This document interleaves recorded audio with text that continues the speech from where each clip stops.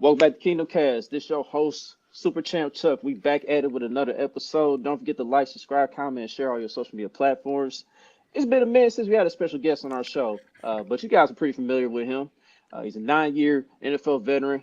First started off with the Chiefs, then went on to the Texans, the Ravens, and then the Titans to finish off his career. We welcome in our special guest, Bernard Pollard, to Kingdom Cast. How you What's doing, up? Bernard? What's up? What's up? What's up? I'm good. How y'all doing?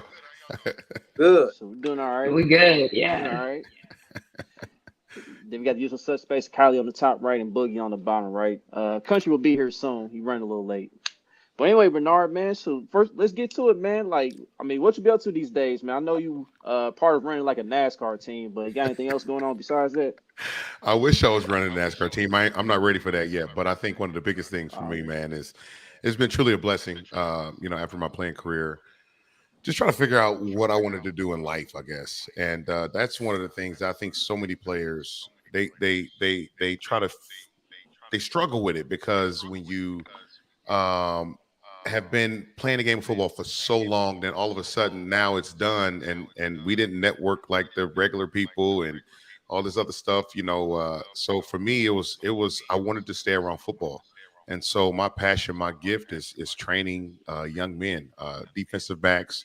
Mentoring young men. We run our foundation, Pollard's Helping Hands, that I started in Kansas City my rookie year with the Chiefs. So yeah, man. So doing all of that, 4 kids. So I'm rolling around. I'm an Uber driver that doesn't get paid, and man, so just enjoying life. I think that's the biggest thing, the biggest blessing to be doing right now. So yeah, as we talked about it before, that's 707 today, and then my nephew here. So he's playing basketball, and then my other son playing basketball. My other daughter, she in travel softball, and she plays basketball. And my other daughter is in club volleyball. So we rolling, brother. Are you Oh, are okay. you like a crazy sideline parent? Like when I was coming up, my mom was like getting kicked out of games and like yelling at all the other parents. Are you that parent? So okay, so Kylie, I'm not the crazy sideline parent, right? So what I do for all of my kids, except for my oldest boy, who I coach his travel 707 football, and then when it comes to football, I don't do this, but for my other 3 kids, I'm the team photographer and I'm the videographer. So I make the team highlights for their after the games. I'm catching clips and then obviously taking pictures. So I wouldn't say so. With the other 3, I'm kind of just watching and just cheering them on as a parent. As my son, my oldest son, plays football, I think that's the hardest part for me to sit and just watch without saying something because Mhm. I know too much. And so for a lot of these high school football coaches, they're pissed at me because I'm looking like, no, that doesn't work. It won't work. You need to change it. And they're looking like, no, we know what we're doing. I'm looking like, no, you don't know what you're doing. And so, and I'm headstrong on certain things. So some people get mad at me and they call me combative or they call me whatever else. And I'm just looking like I'm not combative. I'm just an actual person that played this game for a living. So I watch more football than you've played, and I played more football than you've ever watched. So it's crazy. Oh, look who finally showed up. Hey, Country, brother, you what's up, late. man? Hey, I'm in Orlando on vacation. I had to rush in. I'm sorry. Time got away from me just a little bit. I'm an hour behind, Oh, so okay. I'm sorry. What's up, B? What's up, baby? Man, you already know, man. It's a long time coming. We've been reaching out. I've been trying to get you for like a year and a half, man. You finally answered that. The stars aligned, so I'm happy to see you, brother. Thank you. Man, it's all good. Good to see you guys as well. Yep. All Have right, y'all got to so the questions yet, or Oh yeah, y'all we just rolling, opening brother. You up? nah, late. yeah, you just started. Call him Literally just out. started, Call him bro. out. Literally just started. Hey, that joke over there on his Oh, neighbor's Wi-Fi. right. You Apparently, got the Orlando apparently. Wi-Fi. Hey, Bernard, you know this running joke was going around for the podcast for a minute. Like when his internet would act up at times, he said, "Oh, here go country's internet." So there was like a Hey, running joke for a minute. hey, look, I believe it. I was in Orlando a couple weeks ago. My daughter played, and my wife coached her 12U team at AAU Nationals. Then my daughter played, and dude, we had no service. The Wi-Fi was awful, and I'm just like, dang, like for as much as it costs to be in Orlando, you don't get no cell service or Wi-Fi. So Yeah, this Wi-Fi is horrendous. you paid for it I too, was gonna top dollar. ask before I get cut off. I was gonna ask. You're known as a hitter, Yeah. a hard hitting safety. You known for a couple. You got a couple famous hits. Who are your top five hitters in the game, past or present? Past or present? Well, is it Let's go safeties specifically? though. Okay, I was just about to ask you. So if we're talking just DBs, you know, I'm one where a lot of people are going to dislike this, but I tell the truth. I'm definitely gonna put myself number one, simply because the way that I prepared, the way that I did things, the hits that a lot of people have never even seen, because the NFL refused to show them. I did it clean for a long time. I've never used anything performance enhancing. I've never used anything. A lot of guys can't say that. So I definitely, for me, Jack Tatum was a dude that I loved. I watched, that I mimicked a lot of my game after. I've got to go with. I was a fan of Dante Whitner. Oh, Um, Buffalo. Yeah, that's yeah, I was a fan of Yeah, yeah. Dante Whitner. Man, other DBs. Steve Atwater Mm-hmm. Of was a course, dude of course. that I loved watching play, and I'm gonna go with dang, who's my five? I don't know. Probably I'll probably end up going with Braxton. I know I'm missing somebody, but I'm probably gonna go with Braxton, who played with Denver as well. So it was Atwater and Braxton. So them dudes, they were, I watched them growing up and mimicked a lot of my game after. And I know a lot of people say, "What about Ronnie Lott?" Like Ronnie Lott was cool, but them were the dudes that I love. I was gonna say Sean Taylor. Why Sean Taylor didn't crack your five? Well, I mean, Sean. I forgot about Sean. So Sean can, he can be in the top five, but he may be out of it a little bit. But Sean was a vicious player, and I mean, he was a guy who I didn't watch a lot of Sean. I've seen some stuff in college, watched him in the pros, but I think when it comes down to my five, I'm going with them dudes. But Taylor's definitely a beast. I got It's you. not a bad list. It's It's not a not a bad bad list, list at really. all. Especially Atwater. Atwater used to kill us. I hated Atwater, Couldn't bro. stand I Atwater. I hated could not stand Atwater worse than Atwater. Elway, for real. I hated Atwater, bro. He Yeah, was man. nice. He was a beast. Yeah, he used to kill cats all the So, time, hey man. man, and I know I got crappy internet, so I'm gonna get my questions out the way and get on out of here. Like I said, I appreciate you, Bernard, for real. We've talked about this plenty of times, and we've talked about the hard knock situation. What were you thinking? Like, why did you do that, man? So We love look, you, bro, but it started cool, and then you went all the way with it, and I respect you because you play like that on the field. You oh yeah, go yeah, all, yeah. you went all, you gave it 110. So I'm asking you why you did that, but in the same, I know why you did that because you always give 110, bro. But why did you give 110 Look, so for on me, that Hard Knocks episode? like for a lot of people, I don't know if a lot of people really understand what training camp is like, or even being in the locker room. Like, right? Like we've been in locker rooms in middle school and high school and in college. Um, in the pros, man, I've always, even in college and in high school, I've been a guy where, I love having fun. I'm perfectly fine with who I am. You try me, I'll knock the piss out of you on the field, off the field. If you want to try me, because a lot of people say that, you did that dance, you this, you that. And I'm like, oh, that's fine. You can say whatever you want to say, but nevertheless, I'm comfortable with who I am. I grew up. I grew up in ballet. I grew up in gymnastics, so I'm flexible. Still at 38 years old, I'm flexible. I stretch every night. I'm doing what I'm supposed to do to take care of my body. Right. I want to live a life where I'm here for my kids and their kids. Right. And so, it's just one of those things where, for me, I have fun. I laugh. I don't care what anybody got to say. I truly believe in, we're at work. We for a lot of people that don't understand a weekly schedule, a weekly regiment for a pro player or for any athlete, even at the collegiate level, because that's a job at the collegiate level. You've got to have some type of fun, because if you're not having fun, man, this thing will eat you alive. And you guys have seen men and women go into professional sports and they just get drained. They get sucked down, they get hurt, they get, just mentally not there. And I'm looking like, man, at all times, like, I will be serious when it's time to be serious. When we in the locker room and we having a blast, oh my gosh, like we gonna have fun. And I'm the type where we were in River Falls and they had a sound system in both locker rooms, but in the locker room on the defensive side, man, we had a blast. Man, we were in there laughing, dancing. A lot of people don't understand the backstory to that though. Like the Hard Knocks crew, they were women.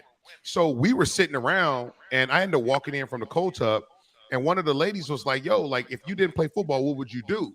And so I was just like, shoot, I'll be a stripper. And she was like, what? I was like, yeah. And so Dustin Cole quit his dumb butt. That's where he started cutting on music. And then so everybody, a couple people start dancing or doing whatever. And I was just like, oh, no. I remember hearing a CD a couple days ago that had a beat that I was like, oh, if I wanted to, I'd tear that joke up. And so I was like, all right, let me go find that CD again. I put that thing in, and it was over. You know what I'm saying? I'm like I said, I'm comfortable and I'm confident in who I am. And I'm confident, like I can dance, I can get nasty, I can do whatever we need to do. And I'm gonna have a blast. My wife gonna laugh, I'm gonna laugh. All my teammates on every team that I've played for, they know who I am. And I'm glad they didn't have cameras at the Super Bowl party, because if y'all saw that, oh man, that put what I did with the Chiefs. Oh man, we had a blast, man. But everybody know who I am though. We have a blast, man.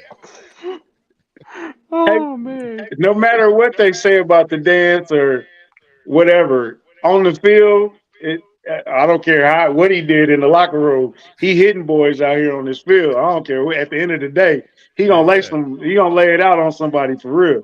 Yeah, man. Yeah, that's I always respected that though. Yeah, because we had a friend of the show, Jared Page, on here, and he talked about that story from his point of view. He was like, man, I didn't know what the hell Bernard was on. Man, I didn't know. He said, I'm proud that I wasn't from Fort Wayne. I didn't know what was going on. Hey, a bachelorette party. Hey, boy, that's another thing, man. You represented your city, man, and every time they play that clip, they got to hear Fort Wayne, Indiana, man. So you put it down like. How long ago was Hard Knocks? That was 12 years, 15, 20 years almost. That was what was that? 07? 08. 08, 07, 08. Yeah, 08. That's what I mean. Look, that was a long time ago, but at the end of the day, as far as with a lot of people don't understand too, my family, with me being in ballet and gymnastics, we had, we danced. So we had competition dances, and we would be in my cousin, all of them, and her daughters actually, they do it now, but we dance, and so competitively, like hip hop, everything. And so, that's a lot of what people don't understand about me. I'm a dude that my mom was my gymnastics instructor. She was in gymnastics. She did so many different things, and she brought me along. And ballet and everything else, it helps, with being able to do that. And after the show, of course, they asked me to come on Dancing with the Stars and all this other stuff. But I like to have fun when I don't want it to be scripted. And I think we were talking a little bit. Kylie, said something earlier before we came on air. But, I'm the type where I can't be me if it's scripted. You know what I'm saying? Like, I love to sit and, the jokes fly. Being in a locker room, we on somebody's head, just having fun, laughing. But when it's scripted, I'm looking like I told Dance with the Stars, I can't do it because I can go learn to dance. But, at the end of the day, I can't be who I am if you're telling me what I got to do and be on TV, because then no longer is that's not genuine. So yeah, I turned Dancing with the Stars down. I'm still a dancer. I still can get down. I still can do the splits. I gets it in. So and my kids know they daddy a clown, and all their teammates, all their schoolmates, man, they know we gonna have fun when we go to the Pollard's house or we out in public. Hey, I'm with you on that, man. I'm glad you mentioned all that unscripted stuff because I agree with you. It's definitely more natural when it's unscripted. 'Cause I mean, Right. sometimes with TV now, you can tell when it's scripted. Yeah. You can easily Mhm. tell, like it's obvious, like right in front of Reality your face. TV. Hey, Oh, you that's said you the had to put big the one. fingers up. That's the big one for sure. So during your time with the Chiefs, man, like, is there a highlight that sticks out to you in your career? Because I know you posted like 2 days ago. You mentioned about the hit on Justin Fargas, I Yeah. believe. So was that your favorite one, or is there another one that stood out even more during your time here at the Chiefs? Man, my time in Kansas City, I had a lot of fun. Um, I have to be honest though, like Kansas City was where I grew as a player. Herm Edwards, I learned a lot from him. I wouldn't be the player that I am today if it wasn't for Herm. Herm was a coach that wanted me to come out that shell. I was, on the football field, I was trying to, everything was a hit stick for me. And Herm was just like, Bernard, like, you're not going to last if you try to play that way. I need you to shrink it down to 2 to 3 hits like that a game and just tackle everybody, right? Tackle everybody else. And so, I learned so much from him. But I think, my time in Kansas City was so different because coming into Kansas City, being drafted by the Chiefs, and Mr. Hunt was phenomenal. Carl Peterson. I'm thankful for them, but I think me learning management, me learning that this was a business, and me watching the way that they did Herm Edwards, and me trying to figure out, wait a minute, when they got rid of him, and he never had control. Herm never had power in Kansas City. Gunther Cunningham had way more power than Herm Edwards, and other people had way more power than Coach Edwards. And so I was watching that while I'm trying to play a game and play for a guy who I felt like, this guy drafted me, brought me in, and he would sit me aside, bring me aside, and be like, "Look, Bernard, like this is what's going on." And I'm just like, "Yo, like it's just a dirty business." And so my time in Kansas City was a lot of fun. I enjoyed the city. I enjoyed the fans. I enjoyed playing in that uniform, but it was just so different. And so it's not a blur, but it's just a spot in my career where I'm like, and then when they brought in Scott Pioli and Todd Haley, them two sorry suckers, I'm like, they were the worst. And but after they brought them in, Scott Pioli let me know what I did to Tom Brady. He came up to my locker and told me, he said, "I'm gonna cut you because of what you did to Tom Brady." So I knew my time in Kansas City was That over. was a real story. He Oh, really that's real. did that. Yeah, real, Oh real, wow. all real. And is when they hired him, he literally walked up to me and told me, "I'm going to cut you for what you did to Tom Brady." And I just looked at him and I was just like, "Okay." And so after the last preseason game, he cut me. He turned around and sent the FedEx to my house saying that they cut me because I did something that was conduct detrimental to the football team. And I'm looking like I've never been in trouble. I've never been late. I don't do anything, right? I'm the first one in, last one to leave. So you can't say that. So it was just the lies. And just to seeing the business side of it, I disliked in Kansas City. I loved the fan base, loved the city. I loved playing with my teammates, but played with a whole bunch of teammates and teammates that Herm didn't even know we was getting just because he didn't have any power. So once again, that all falls into that. And when I went to Houston, it was just it was refreshing. I went with Coach Gibbs, who was with Herm, who drafted me, and playing for Coach Gibbs, playing in Houston was a lot of fun. But Baltimore, man, that was a place where everybody in that locker room was like me. And so yeah, it was crazy. What is the difference between Herm Edwards coaching and John Harbaugh's coaching? Ooh. So I got to, once again, I'm transparent and I'm honest with what comes out of my mouth. Herm is a showman. Coach Edwards, I don't know if he was. I don't know if I don't know if he's a head coach. And that's just being honest. That's fair. I don't know if he's a defensive coordinator. I think at best he's probably a position coach at the professional level. I heard people at Arizona State loved him, but I just he knows when them cameras cut on, he can turn it on, and I think TV is where he should be. The thing with John Harbaugh, Coach Harbaugh is not. He doesn't really know anything. You know, and a lot of people say I'm hating. A lot of people say I'm mad. And I tell people I was in the room, I was in the building, you weren't. Coach Harbaugh literally was a special teams coach, so he doesn't know anything about offense or defense. I'm not saying he can't learn, but he wasn't hired to come in and be an X's and O's guys for the Baltimore Ravens. He was hired because he was a disciplinarian and he had that background, and that's what they wanted in Baltimore. So when they brought him in, they hired management hired everybody around him. And so now when he won a Super Bowl, now he was able to unlock those powers to be able to hire certain guys. But once again, still to this day, when I watch football and I watch the Ravens play, Coach Harbaugh still knows nothing about offense or defense. He knows nothing. And I can tell you right now, when I was in Baltimore, he couldn't even come in our meetings. He would knock on the door, we'd say, get away. Literally. You know, he was a guy where he just didn't know. And we wasn't being mean. We had anybody could get it in Baltimore. Everybody got cracked on. Everybody got put on a joke wheel. But he was a guy who he was the face, on game day. He didn't make any decisions. He just didn't. And a lot of people mad at that, but that's just truth. And if you look at it, look at every head coach in the National Football League. They're tied to offense or defense. John Harbaugh isn't. He's not tied to offense or defense. Not even special teams.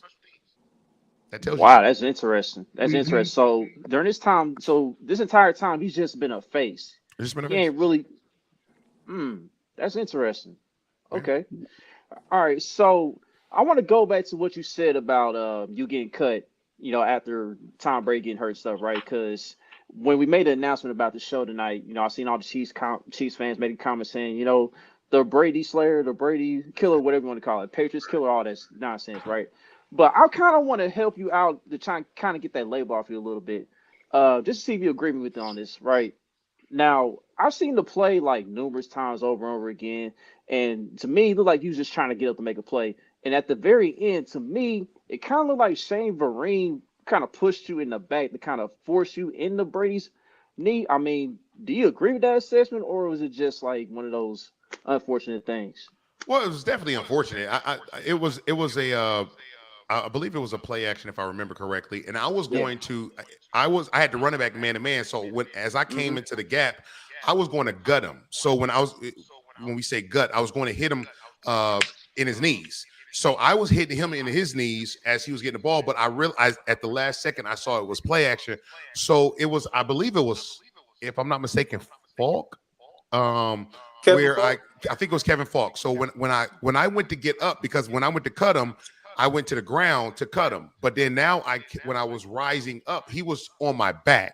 So as he's on my back, I'm still trying to push to get up, but then move forward.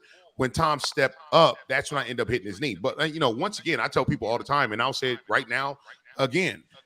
I am not sorry for what I did. What I did was not dirty. It was not illegal. If it would have been me, the game still would have went on just like it did after he left the game. There was nothing malicious about it. It was a football play. And so the same thing I had to tell Randy Moss, same thing I had to tell the rest of their teammates, who had something to say after the game. And for so many other fans, like, that wasn't intentional. That wasn't my intention to blow his knee out. It really wasn't. I'm a hard-nosed football player, and I'm gonna do whatever I can to get to the ball. He happened to have the ball at that moment, and so I was doing what I could to get to the ball. So once again, I'm not sorry for what happened. It's unfortunate. You hate to see it, but at the end of the day, it's football. How does that make you feel that they changed that rule because of that hit? I mean, I get it, but at the end of the day, it's just when you look at this game, Boogie, man, like it's hard because when it comes down to respecting stats, respecting history, and putting the label on certain players on GOATs and setting records, because of so many rule changes, and we talk about that one and so many others. I mean, you can't do certain things. So how can you respect certain records being broken? How can you respect, certain stats being had? Like, this game is so much easier for players these days, and it's so much harder, particularly for defensive players these days. Offensive players, like it's literally, hey, let's wake up Sunday morning, let's get ready to go play, and we're going to play catch. We're going to play catch. Why can't we play catch now? Because they can't hit us. You know what I mean? Like we're literally playing catch. And so I tell my defensive backs that I train, go gut their knees. Because at the end of the day, you can't hit them up high. Where do you expect us as defensive players to hit them? Our head is connected to our shoulders. So if our head is connected to our shoulders, when I go to hit you, at some point in time, my helmet is going to graze your helmet if I hit you high. It's going to graze you.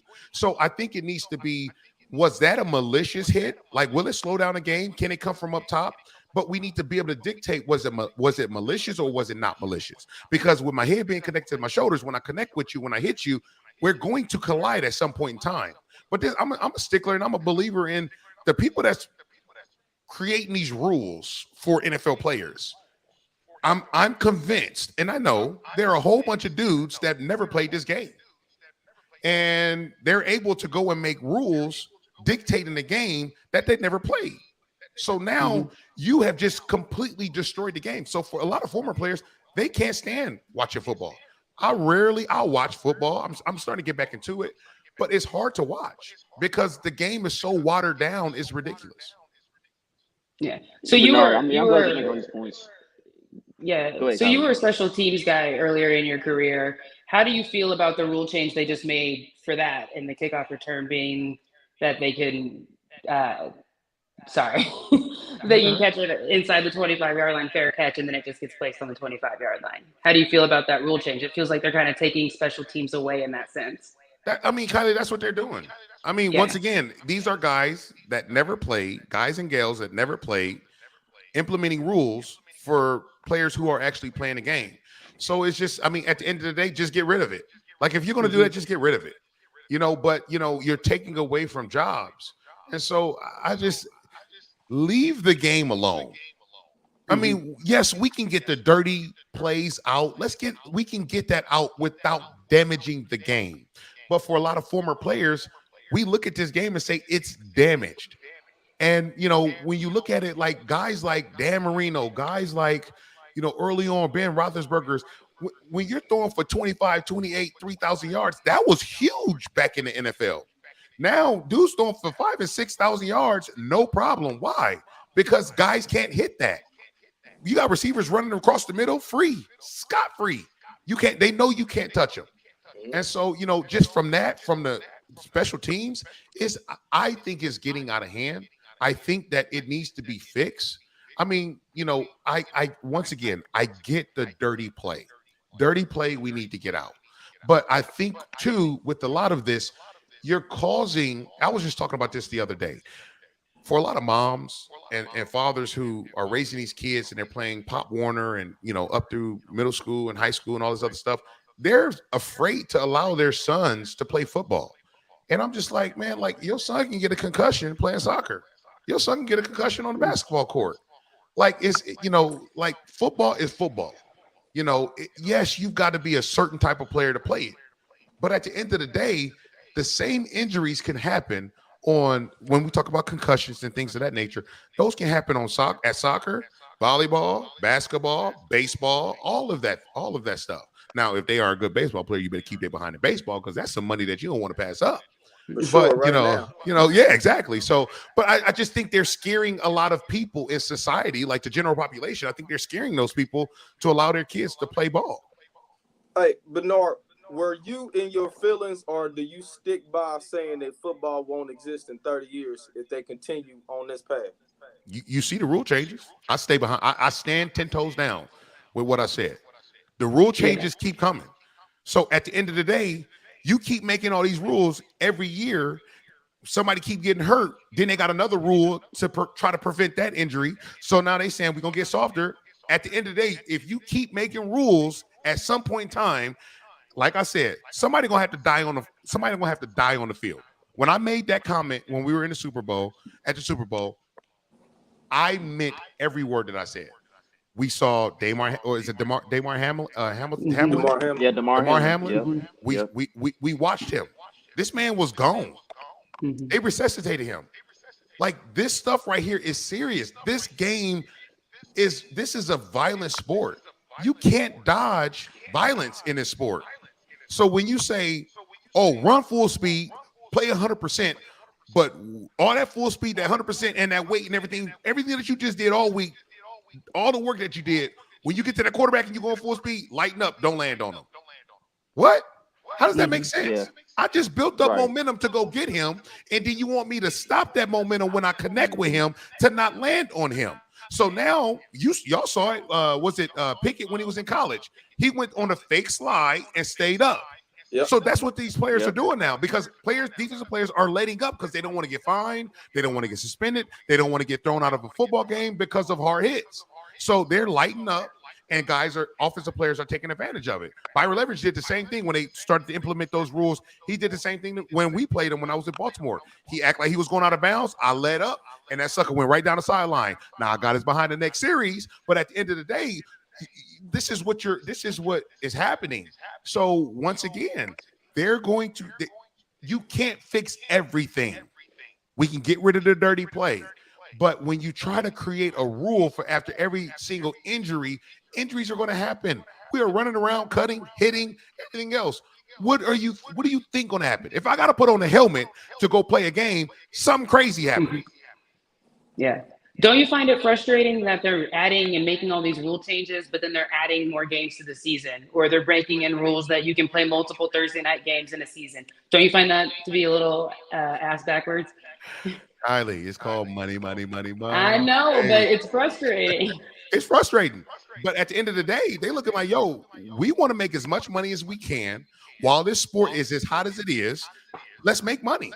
And that's what they're looking at. Look at all the teams. Oh, we might want to go to London and have a team in London. We might want to go have a team in Germany. All this other, like, what?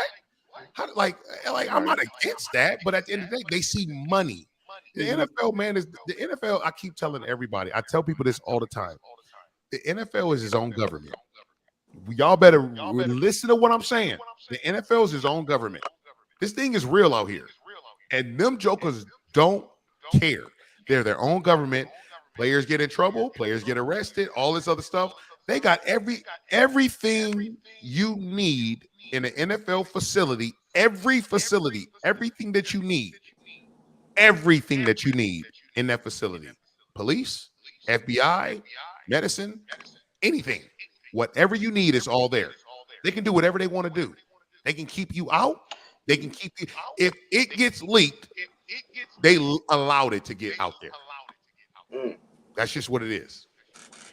You're not lying about that. Because yeah, you hitting all these points, man. I'm glad you're hitting all these points, man. Yeah. Because at the end of the day, man, like this applies to the NBA too. The NBA, they pretty much do the same thing. They try to come up with a money grab, you know what I mean? Because I feel like both of those leagues in particular, they stripping the fabric away from the game, and it's really making it worse. And a lot of people really aren't seeing that. So I'm glad you're hitting on all these points, man. Yeah, man. Crazy.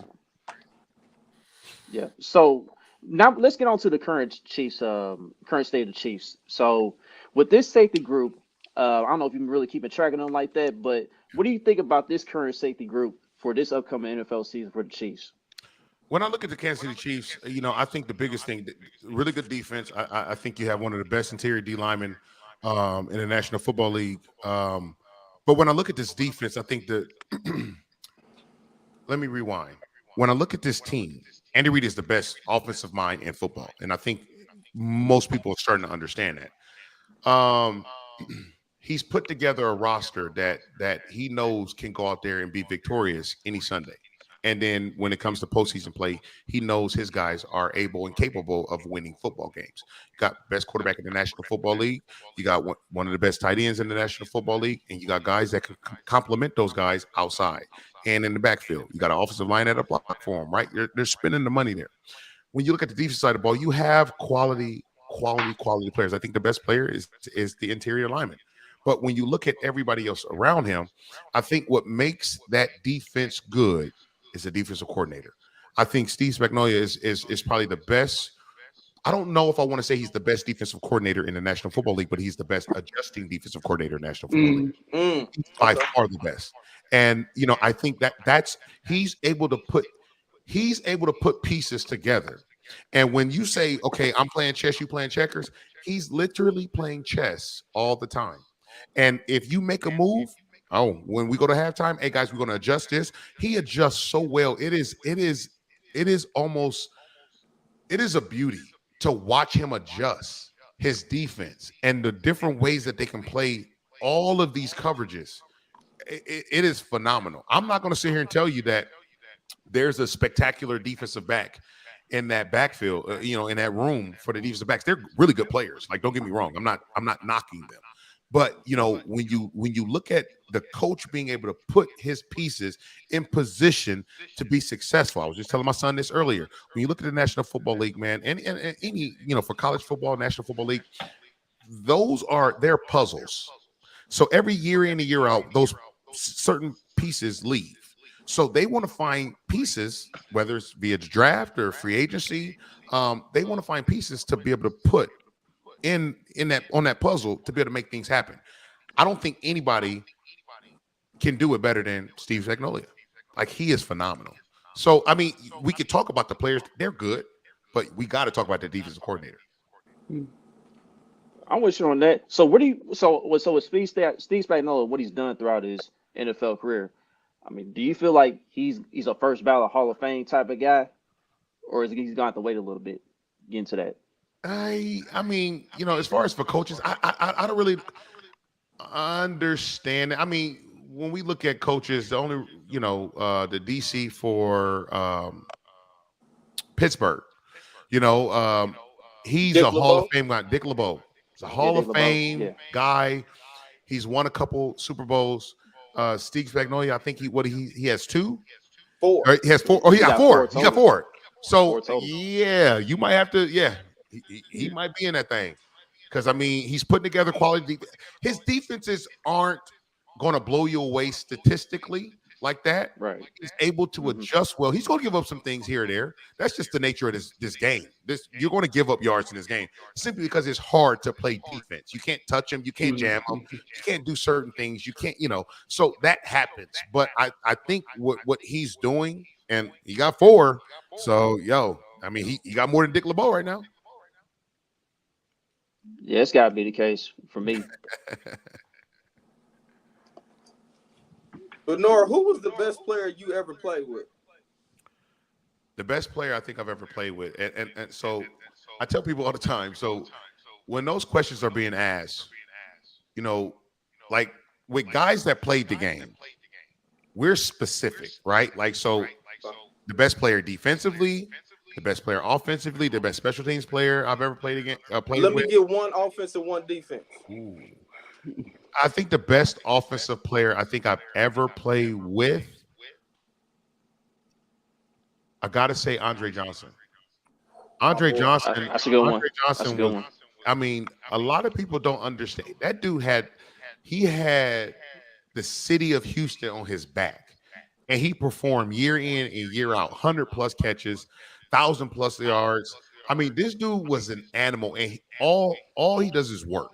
That's all he do, work. He took care of his body. Andre didn't say much, and I know y'all remember the fight he had with Cortland Finnegan when I was in. For you to piss Andre off, for him to come out of character and fight like that, you had to have did something that was just straight up dumb. Andre was just one of the coolest dudes and just worked his butt off every single day. I think he was one of the best offensive teammates. It's got to be between him and Anquan Bolden. Both of them are just animals on the football field and in the community, in the weight room, around the facility. Just really good dudes. Defensively, dang. So that's hard defensively because I learned so much from this dude. Air Reed, man, was just a mastermind. He just understood football. He understood how it was supposed to go. And I understood a lot of that, but because of the organizations I left from, where I did a lot of the things that we did in Baltimore, the way that I studied, the way that I looked at things, he was able to kind of take me from here to just like, hone in here, and boom. And I was like, got you. You know what I mean? Like I study my butt off. I take notes every single time. I still got all my notepads. I watch film. I just did it all. Like, but it was just a certain way he looked at the game was just like, pre-snap. Like Bernard, what can and can't what can they do and what can't they do? And I'm like, oh, okay. I ain't never really thought about it like that. Like I knew it, but to hear it come out that way, man, like it was just dumb, like just dumb smart. Like, and I was just like, bet. And that's why him and we worked together so well because, he was able to do things in the back end. I was able to do things in the back end. But when it came down to that, coming down in the run game and things of that nature, that's where, I'm gonna make you pay. And if I came from more depth, like I got speed behind my weight. So when I hit you, oh yeah, it's over.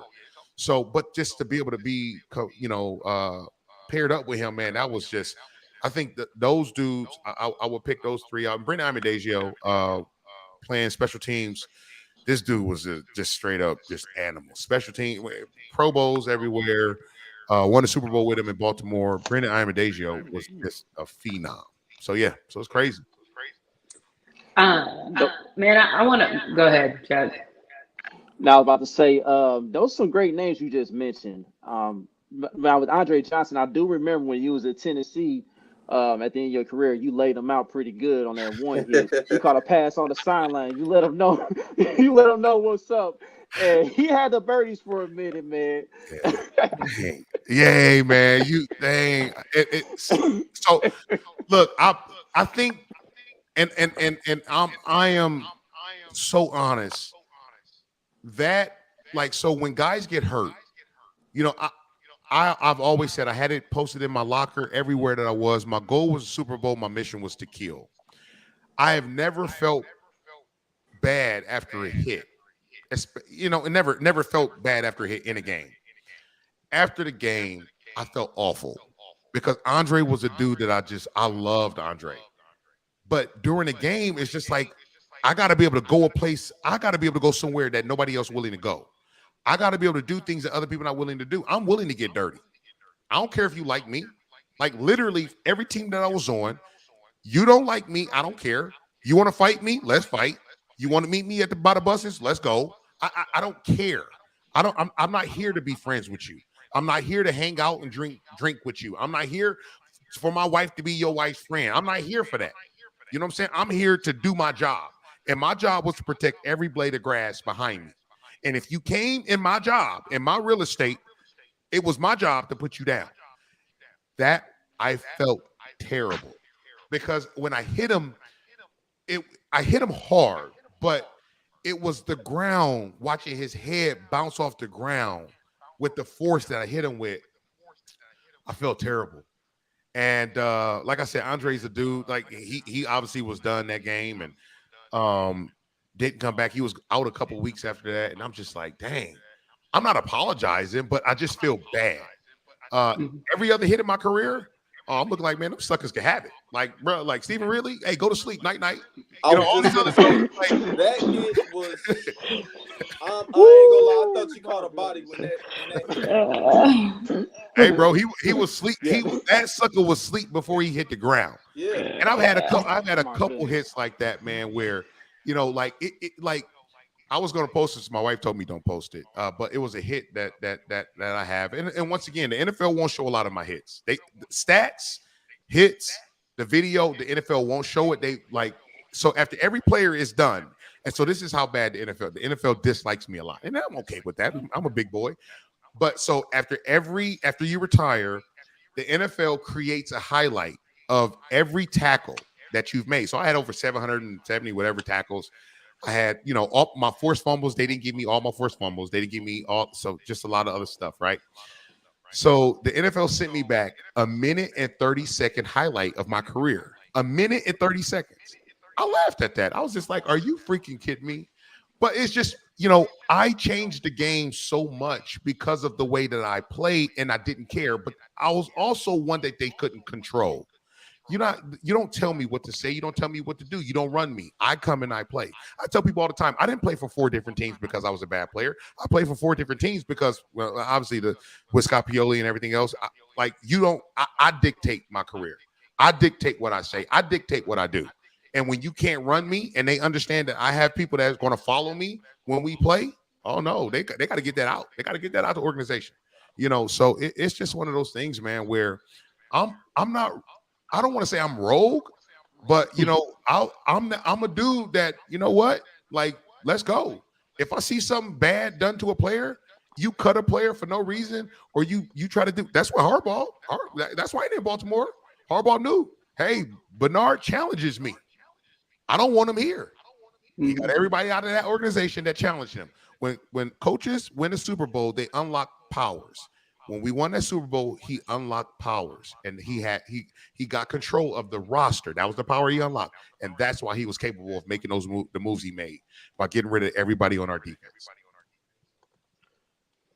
Yeah, so you came to mentality like on ATL. He's like, man, I don't want to kick it with you. I don't want to skate with you. None of that. Nope. Hey, brother, I got my family, my kids, my wife, my cousins, my best friend. I got my people. I got my circle. You know what I'm saying? Like I have relationships with people, fans that I've become friends with in every city that I played in. I don't need to bring on another player in my circle. I don't need to be friends with you. You know what I'm saying? Like, bro, like I never sat after a game and wanted to exchange a jersey. I ain't never sat and wanted to have a conversation. I'll say what's up to you maybe in pregame, but I was locked in. I was locked in to kill your behind. That's what I was locked in. And after the game was over with, I did my job. I went and showered, and I went home. I don't need to be your friend. I don't need to hang out with you. Mm-hmm. I got my boys. Everybody, all my teammates know. Like when we talk. We laugh. We kick it. We have fun. For my opponents, yo, you don't like me, I don't care. You ain't gonna do nothing about it. So yeah, that's how I was, and that's how I am. Let's go and get to one of those questions in the chat that John brought up. So you already mentioned what it was like to play with A. Reed. What was it like to have Ray Lewis as your teammate in Baltimore? To play with Ray was a lot of fun, man. To be able once again to be in Baltimore, that organization, that defense, everybody on defense was just like I was. I was a hitter. I was a wild boy. I was going to give everything that I had. I gave everything that I had. Everybody, the other 10 guys on defense and the backups, everybody was the same exact way. So when I went to Baltimore, I don't know if y'all remember, but it was the lockout that happened after the 2010 season. So I was negotiating with Houston Texans to re-sign with the Texans. Well, I had an opportunity rise with Baltimore where Ozzie called me. Now, when Ozzie called me, I was like, yo, I'm cutting everything off with Houston because I want to go to Baltimore and play. But at the same time, I was like, am I going to get along with Ray Lewis? Am I going to get along with Haloti Ngata? Am I going to get along with Terrell Suggs? Like Air Reed? Will the way that we do things, will that clash? Because I'm an alpha male. And I knew they were alpha males. So I was like, I don't know if that's going to work. So I was reluctant, man. And we had moved out to LA and Paige tell you we out there with Paige. I want to see what California was like and hated it.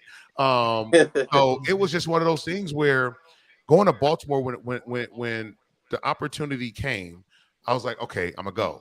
So we went from California to Baltimore. I flew to Red Eye from California to Baltimore. Ozzie signed me. John Harbaugh didn't even know I was in the building. Didn't know I was. So once again, he didn't even make moves. So he was kind of like a Herm Edwards, but he was there for discipline. He was there for discipline. Herm was just kind of there, like, and I don't mean, but it was just one of those things, man. When I got there, John didn't like me because John knew he knew I was an alpha, and he was just like, he did everything he could to not allow me to step on the football field. But I told him, I said, look, man, and I saw that sucker in the cafeteria. I told that joke. I said, look, dog, Ozzie signed me to come here and to be a force for this defense. If you don't like it, please cut me now so I can go somewhere else. And we had it out, like, and I mean what I say and I say what I mean. That's not me being mean. I was my own agent. So I know I'm the product. The product I was confident the product was going to be what the product needed to be on the football field.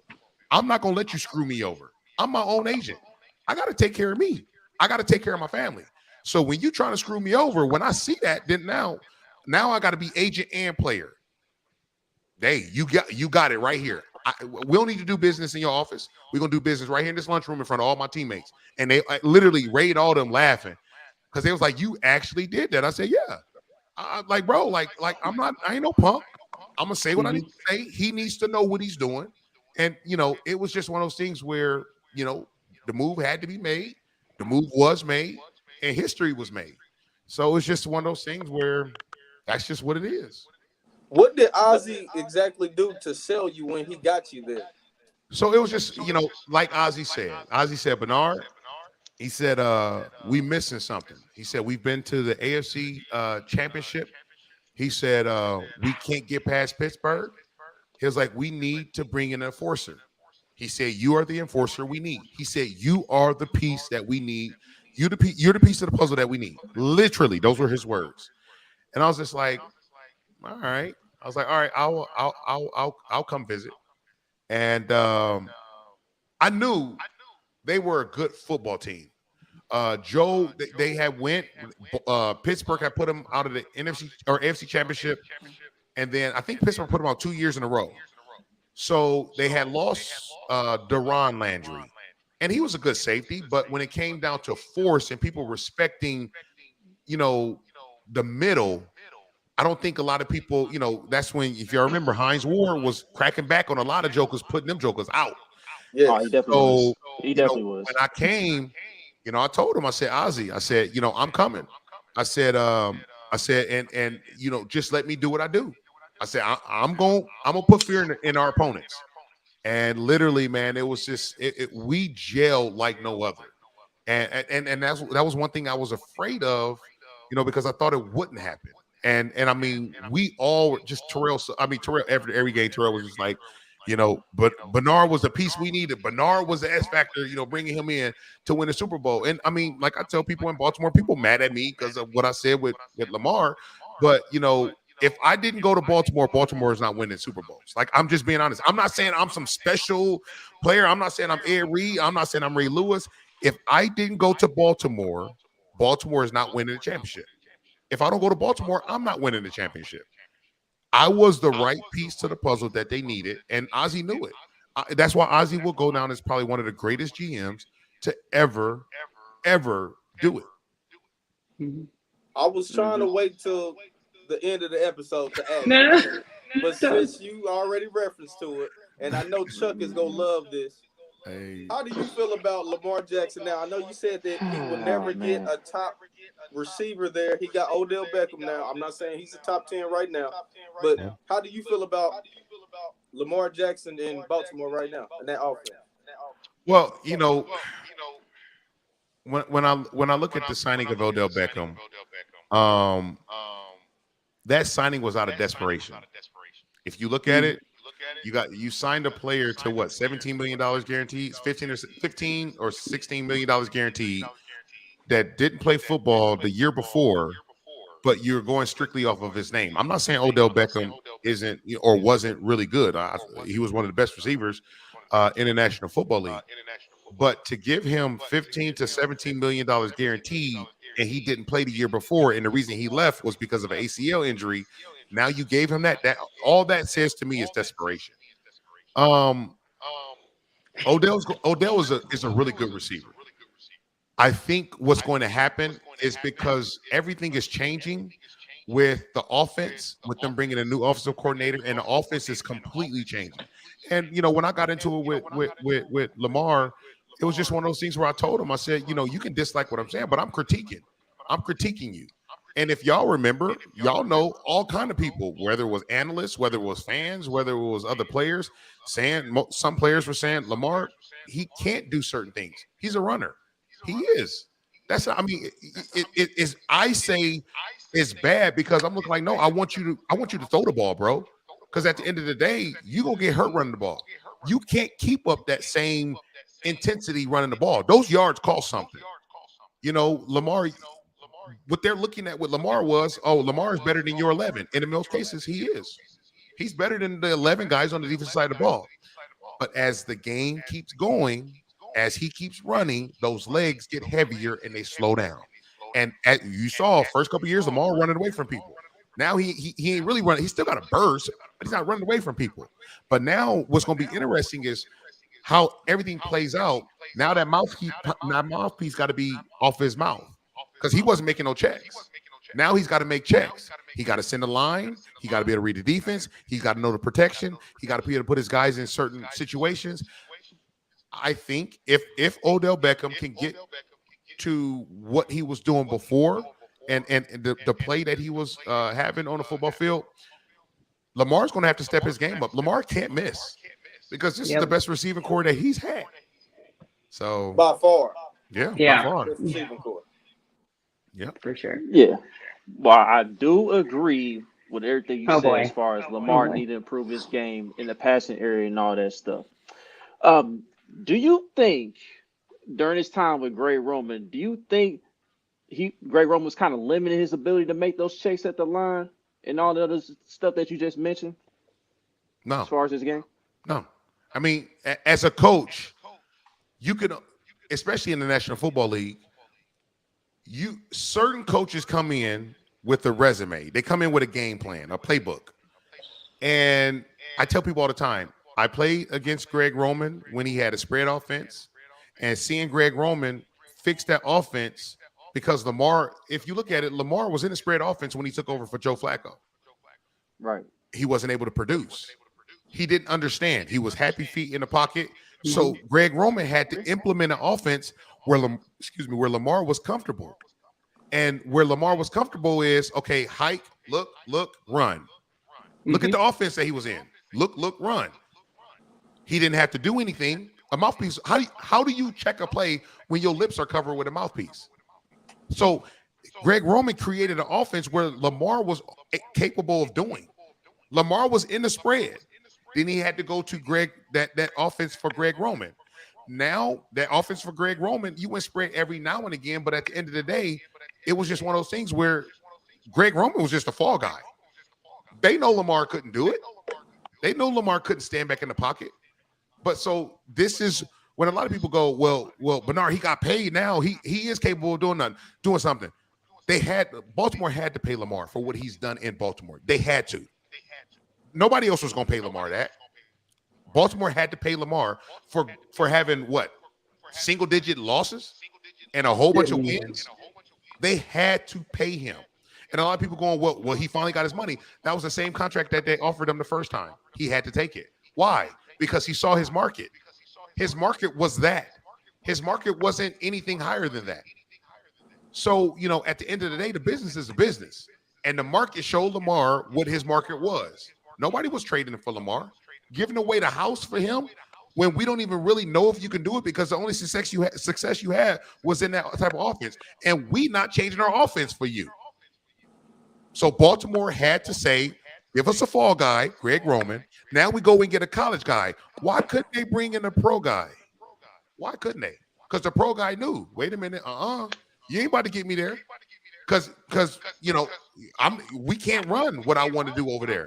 So bring in a college guy and implement an offense. Now, a college guy that was in the pros before with Cleveland and Tampa. So a lot of people miss it. They miss all the stuff because of smoke and mirrors. They look at, he got a contract. Oh, everything got to be crazy. And they just got bamboozled. So it's just one of them things, man, where Lamar I think he's a phenomenal athlete. He was MVP because of the yards he ran for, not because of the yards he passed for. If you look at the NFL wants to get upset and want to tell people, he's not a running quarterback. Well, why every highlight you show he running? I'm not being mean. I'm saying Lamar Jackson, I want him to become a passer. He doesn't pass well outside the numbers. Any quarterback in the National Football League can throw a deep ball. Any quarterback can throw a deep ball. So I fully expect Lamar to be able to throw a deep ball. Lamar can't throw intermediate. He can't throw outside. Look at all of his throws. Everybody go, well, he led the league in touchdowns.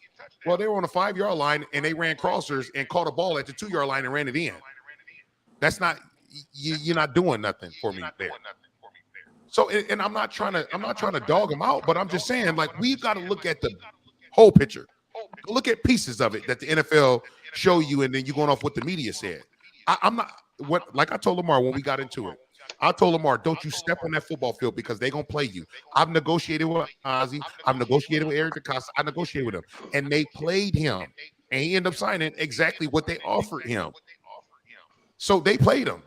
You stepped on the football field, thought you was doing it for your city, thought you was doing it because I want to be a nice guy. And they showed you real quick, we going to wait to cut this check. And they did. And you end up signing the check that they offered you the first time.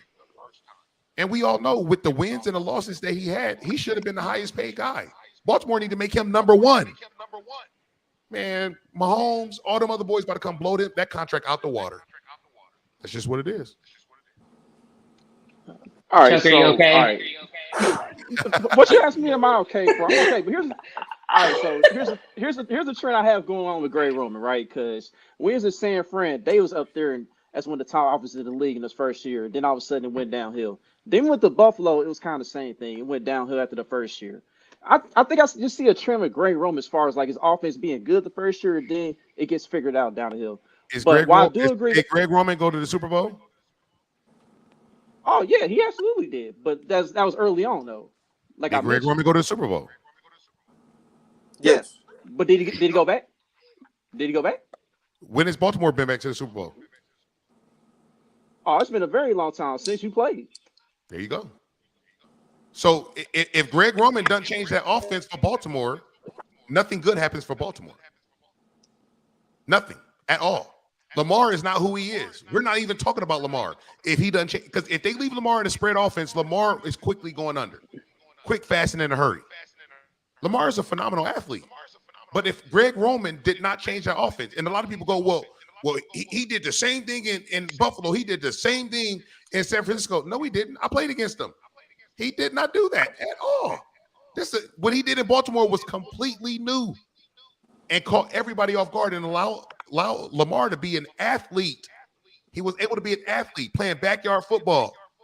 And now after a year and a half of it, now what did everybody do? Catch on to it. And so now everybody want to blame Greg Roman. At the end of the day, why don't y'all drive Lamborghinis and drive Bentleys and live in 20,000 square foot houses and everything else? Why? Y'all looking like what? I'm living according to my means. I can't go drive a Bentley. I can't go drive a Lambo. I can't go do all this other stuff. Same thing with Greg Roman. He can't go implement all this complicated, complex offense when Lamar can't run it. So instead of embarrassing Lamar, let us run what he can run. He ain't create the offense for no reason. He created the offense because the quarterback that I got can only run this. Look at Navy. They run option for a reason. They won't go spread for a reason. They can't recruit better athletes. So they got to stick to keeping everything compact. Look at other colleges. You play the cards that you dealt, and he was dealt that. A good piece, but he was dealt that. That was limited in what he could do. So what can Lamar do to change this perspective and to become a better quarterback? He's got to throw the ball a lot better. Look at it. Look at games where in the first half, Lamar was 6 for 23. And then all of a sudden, in the second half, he had 13 completions, 14 completions. Like, bro, you if y'all know good well, if y'all watch Patrick Mahomes be 6 for 27, 6 for 30, y'all be like, what in the world? But everybody gave Lamar a pass because he was 6 for 23, but he had 130 yards rushing for 2 touchdowns. Mm-hmm. That's where the pass come in. Because he's able to run. He's so dynamic. He's so explosive with his legs. Once again, does he win the MVP if he did not rush for over 1,000 yards? No. Because Patrick Mahomes out threw him that year. But what Patrick Mahomes didn't do was outrun him that year. Are you talking about like 2019? I think MVP year. Yeah, MVP year. Okay. All right, because I think Lamar led the league in touchdowns that year, but Patrick Mahomes got hurt that year. But look, but that's what I'm saying. So when you lead the league in touchdowns, everybody in the league, everybody know what you're doing. All you did was ran crossers. They ran Lamar all the way from the 5-yard line from one side of the field all the way to the 7-yard line on the other side of the field, and then called a pass that was a crosser, caught it at the 4-yard line, ran it in. He did that. I counted. He had 17 touchdowns from the 8-yard line and in. 17. Think about that. 17 touchdowns from the 8-yard line and in. So all these stat guys, everybody wants to say, oh, he was this and he was that. Technically, I mean, freaking A. You got to respect him because of his legs, so you back everybody up. And so they just ran crossers underneath, threw the ball for 1 yard, ran it for 7. That's what happened. You feel like Mahomes kind of has some touchdown passes, kind of like that in the sense when they run them shovel passes? So you got to look at it. So Mahomes is capable of doing that, and Mahomes is capable of managing and doing everything that no other quarterback can do. So to even compare the two is crazy. You know what I'm saying? Like Mahomes is making checks. Mahomes is putting people in the right position. Mahomes is throwing darts down the football field. Mahomes is putting his guys in certain situations. So, you know, like 17 touchdowns from that 8-yard line and in, 10-yard line and in. No, I mean, you got the best offensive coordinator in football. He can do way more than that. They get crazy and they're exotic down there, and they can get sexy, and that's what you're seeing. You're seeing Lamar run all the way down there, and look, they're his stats. Those are good things. But what I tell people is, for us as football players, when we watch it on film, all we got to do is say, "Oh, okay, don't let him get down there. He can't throw a touchdown if we just don't even let him get down there." And so, as you guys are seeing, all of a sudden, those explosive plays, those run plays, when did you see it like that last year? It was a highlight reel every week in 19 or 20 or whatever it was. And it was just highlight after highlight after highlight. I tell people, those runs cost something. They cost something. And so when Lamar can't run, is he the same type of quarterback that everybody think he is? Nope. Because he can't run. But people respect his legs because he can run. So it opens up windows in the passing game. Look at all of his plays. He throws slants, crossers. Okay. Run around, throw a ball deep to Hollywood. That's how Baltimore was just – it's backyard football. Backyard football does not win. Tell me one quarterback that played like that actually won. I'll wait. Kind of like Brett Favre in a sense. Nope. He didn't do it all the time, but he implemented this game a little bit. You still ain't told me one quarterback. What you mean? He was the definition of backyard football back in the 90s. No, Brett Favre was not. Brett Favre was not backyard football. Brett Favre was a gunslinger. He was a gunslinger. Yeah, he was a gunslinger, but he implemented some of that though. But no, evading a rush and having a run around. Look, who was the play against? I forget who it was. Where it was literally he ran left, right, and just threw a ball all the way to the left side of the field. The defensive opponent should have picked it off, but misjudged. I think was against the Chargers, if I'm not mistaken. And his guy ended up catching the ball. That's backyard football. Brett Favre had to dodge some things because a rush came through. Like Brett, I mean, he was never that athletic. Steve Young was capable of doing some of that stuff. But, you know, like playing backyard football, never. But that's my opinion. Okay. That's cool. I mean, we agree on some things we disagree with. But, you know, I respect your opinion. You played the game. You've been in the league. So, hey. So I'm going to pivot and ask you something. I'm going to pivot to training camp. Okay. So the guys are about a week out from arriving for training camp, and I want to know, what were you doing that last week before training camp? Were you at the beach relaxing?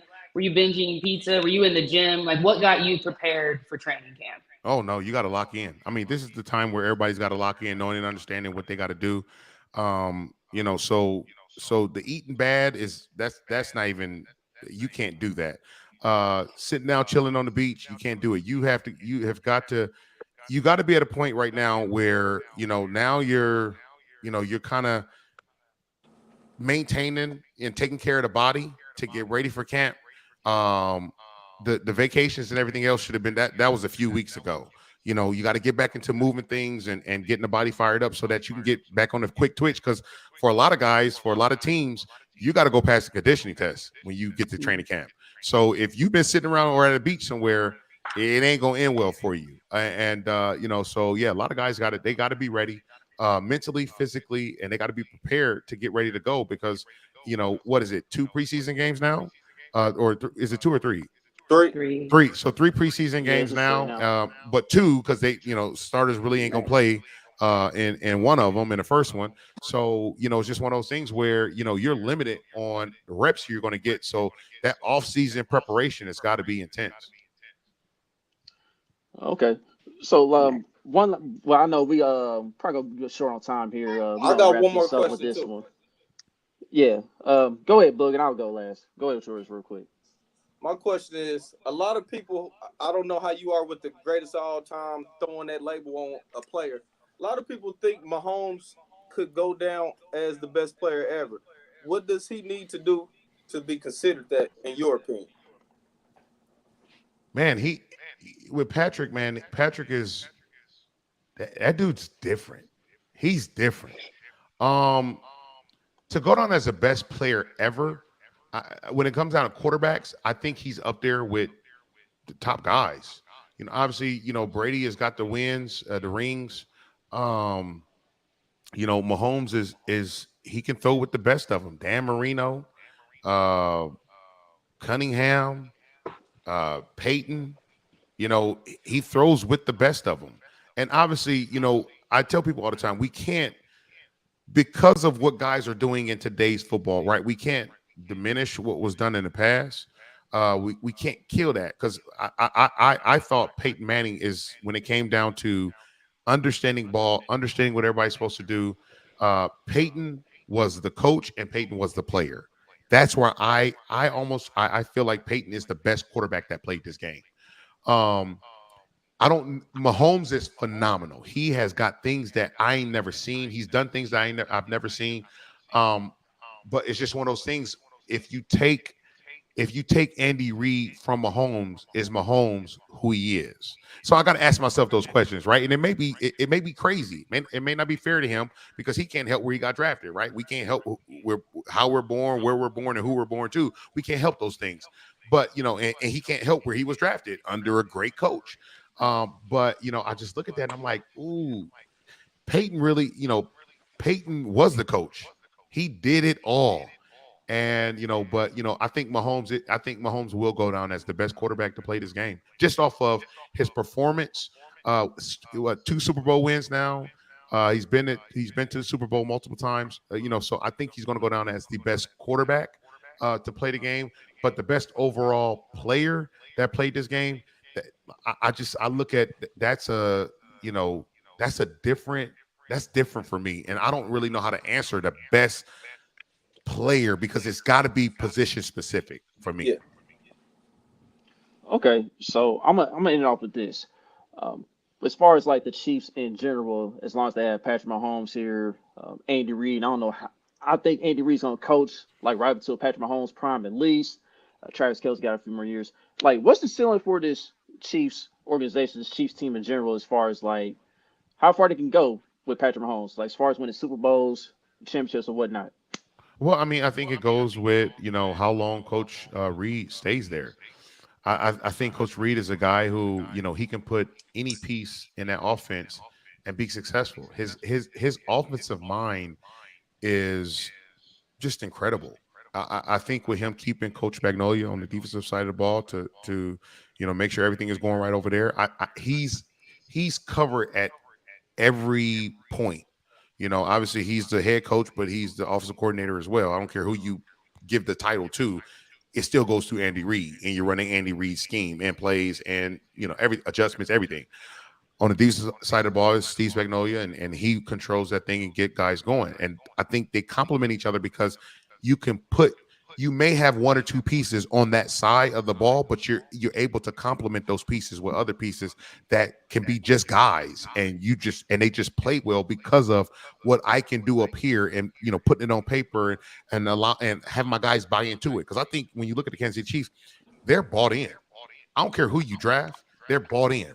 And so it's going to be, I mean, as long as Coach Reed's there, I think the sky is the limit. I am going to say this, and some people may not like it. Uh oh. I think the next best offensive mind in football is in Denver. Coach Payton is a brilliant offensive mind. I'm going to say right now, I think the Denver Broncos, I think they're going to put pressure. Coach Payton automatically, with his resume, with what he's capable of doing, he puts pressure on Coach Reed because he is capable of doing some of the same things offensively that Coach Reed can do. And, he got the guy that he wanted in defensively. They got the pieces offensively and pieces defensively. So I'm not sitting there saying whatever. I'm just saying the Denver Broncos. I'm not saying they're gonna win the Super Bowl, but they're gonna be a team where, look, you better respect Coach Payton. And I was telling people this a couple weeks ago. Respect Coach Payton.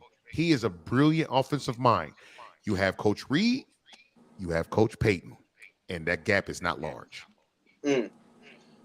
I don't think it's crazy. I don't think it's crazy of what you just said because I feel like Sean Payton should have had at least 2 more Super Bowl appearances, but there's other factors that play into that. Bad calls. Yeah. Or no calls. Right. Right. So I got another one to end it off. What do you see? How confident are you that the Chiefs repeat this season? I mean, that goes back to what I just said. I don't, it's the AFC West. Look, man. I mean, I don't know the Raiders. I can't stand their head coach. I don't like that Patriot way, doing all that bull crap. Like, so I mean, they compete every now and again. I think they're going to be a mess. They might come out and shock people. But when you look at the Chargers, when you look at the Broncos, when you look at the Chiefs, you got power with them 3 teams. And it's going to be interesting. And a lot of people are playing catch up. They're trying to catch up to what Kansas City is doing. So it's going to be interesting. You have to say, because of what they did last year, and a lot of people, I've heard somebody say that there wasn't a dynasty. The Kansas City Chiefs are a dynasty. They're a dynasty. You can say whatever you want to say, but you need to make sure you call them a dynasty. For the things that they've been capable of doing the last few years has been remarkable. So yeah, it's you've got to say they're Super Bowl contenders. They are not pretenders. They are contenders. But I do think it's going to be a lot tougher in the AFC West because you got a good mind in LA with the Chargers, and you definitely got one with Coach Coach Payton and Denver. But I think the AFC period, that conference is loaded, and they're gonna be ready to play some ball. And a lot of people they're gonna try to get after the boys. So it's gonna be interesting, fun to watch. I agree 1,000%. Can't wait to watch the AFC this season. But Bernard, man, thank you for hopping on the show tonight, man. It was great having you on, man. Man, appreciate you guys for having me. Thank you. Thank you. Yeah, for sure. Yes, thank you so much. Yes, ma'am. All right, ladies and gentlemen, that was Bernard Pollard, former Chiefs safety of the Kansas City Chiefs and multiple teams around the league. But before we're going to get up out of here, let's go to our sponsor here. Let's go ahead and go to Homage here. Today, their special is 20% off outdoors today only. If you're outdoors person, you love to get out there, hike, go to the woods, wherever, camp, wherever you do outdoors. It's 20% off apparel today. You got your pop culture collection going on still. You got your logo collection going on just in time for training camp. And then you got your go-to lounge collection, whether you just want to lounge around the house or get out and get some fresh air. So go and copy some gear and pay homage.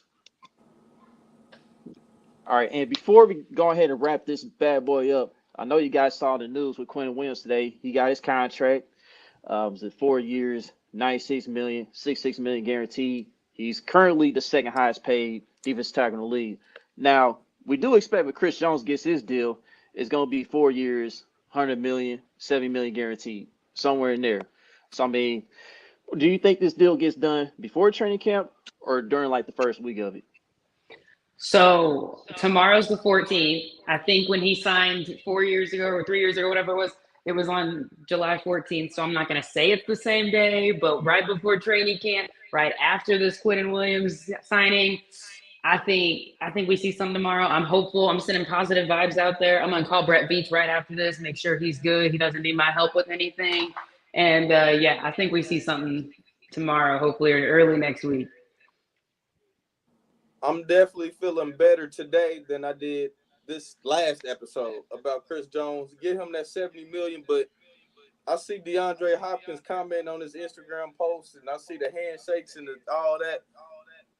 If we pull this off, oh man, I didn't even want to feed into the rumor. Y'all know I didn't want to, but he also Chris Jones and D Hop, man. Oh man, he thanked Brett Veach last night.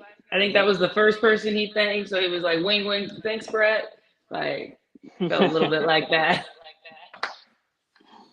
Yeah, for sure. But yeah, we're just waiting to see when the big fella's going to sign, and it's going to be on and popping. So I'm just glad that the Jets went out here and took care of that, and we can move forward. Wait till silly. You got to put the eyes on it too, man. All right, so, and for those who haven't seen Netflix Quarterback, go and watch that. We're not going to talk about it tonight because Boogie has yet to see a single episode. Boogie, you need to go and catch up. Get with us, bro. I'm off the next 3 days. I'm knocking it out. Got you. All right, so we'll talk about it next week, or we might host a space. Who knows? But we definitely going to talk about it soon. So it's a great series, though, so far. I'm getting through episode 5. That's where I'm at with it. So I finished it because I'm crazy. It's good. It only gets better. Let me say that much. Yep. I'm so excited. that being said, don't forget to like, subscribe, comment, share all your social media platforms. Till the next episode, we out here, Chiefs Kingdom. Training camp's right around the corner. Let's get it.